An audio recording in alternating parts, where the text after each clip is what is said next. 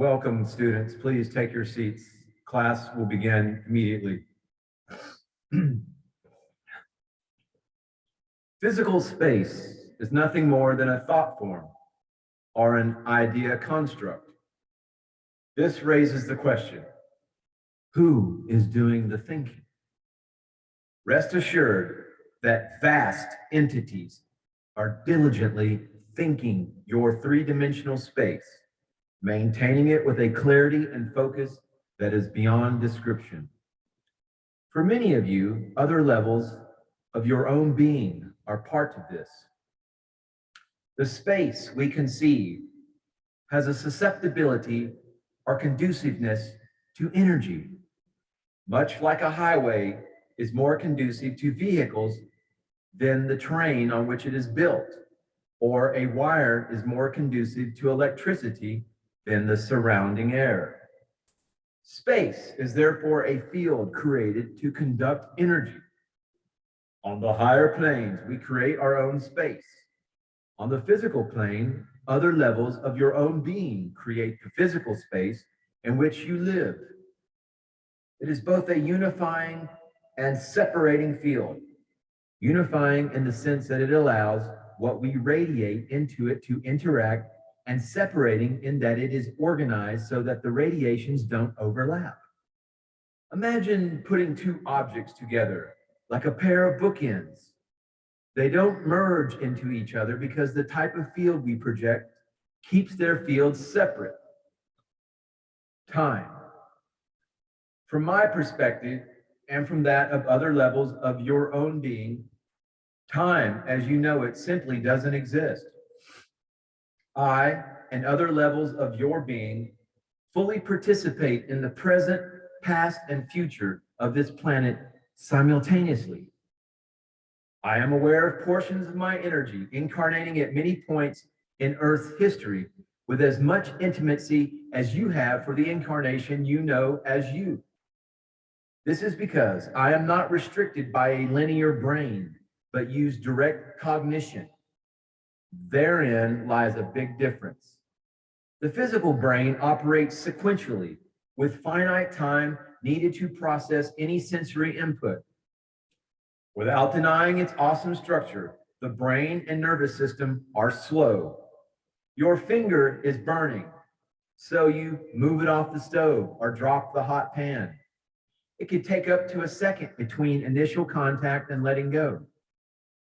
More complex projects, such as designing a new house or computer system, may take months or years because of the time taken to process thoughts through the brain. Some projects are so lengthy that they cannot be completed within a participant's lifetime. And so the concept of history came about. Someone being born today has to be informed about what has happened on the planet to date, or at least selected parts of what has happened. Some people spend their entire lives recording what's happening and telling others about it, all because the physical brain synapses take a few milliseconds to fire. The non-physical levels of your being do not have this limitation. Through direct cognition of the energy of events, I can tap into any point in what you think of as your planet's history or future with equal ease. I suggest that you try to visualize what this feels like. Imagine that you are a higher frequency aspect of your own consciousness and are looking down at several people, each in a different period of history.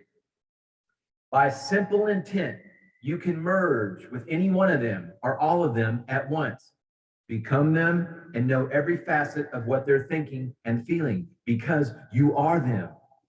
You are, say, an Atlantean crystal specialist, a Roman soldier, a medieval peasant, and of course, the self you know today. Try it. Get a sense of how each of them perceives time, how you perceive time, and how you interact. Now, it was all carefully planned to be this way from the beginning. It didn't have to be like this, however, and other species and other reality systems do it very differently. Your particular species made a collective decision at a high level of spirit to literally create the sensation of the passage of time in order to provide several learning tools. One of them, karma, the law of balance, is based on the concept that if person X affects the life of person Y in any way, then the effect of that must be reciprocated. Thus, Y must affect the life of X in the same or similar way to create an energetic balance.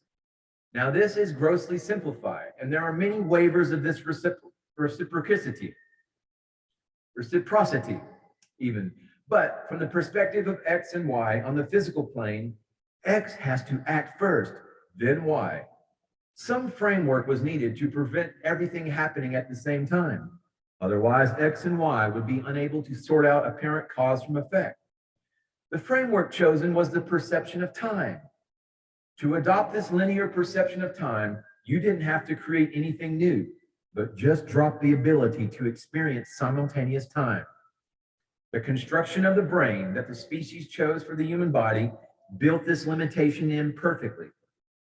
Of course, from a higher perspective, the actions of X and Y occur simultaneously, the exchange being choreographed through their non-physical levels.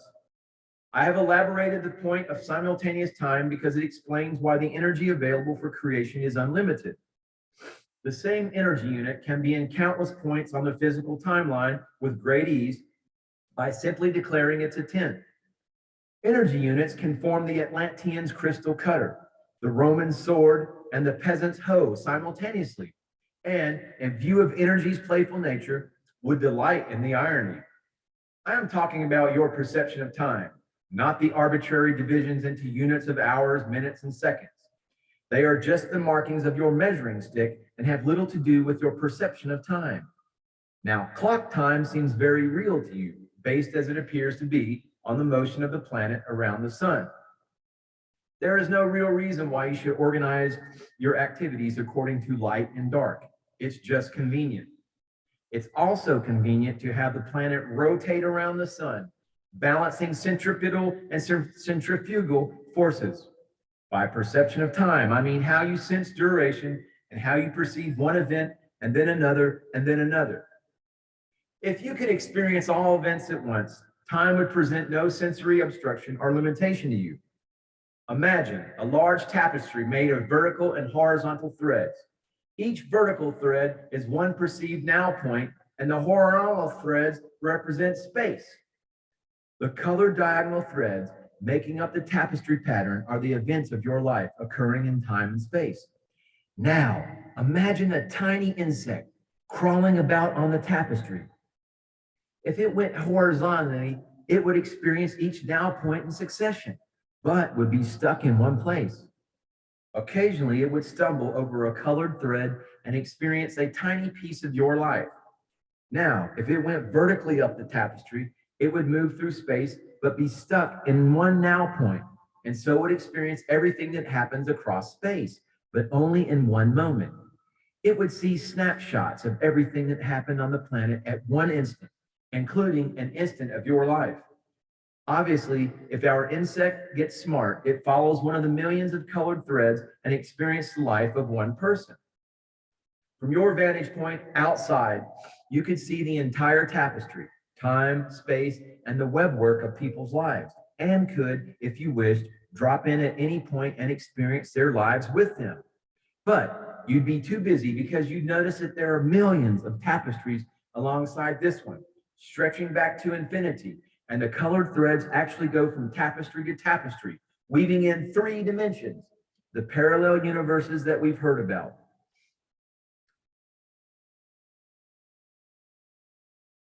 And more, you can faintly see ghost tapestries shimmering about the physical versions, the tapestries of the upper planes.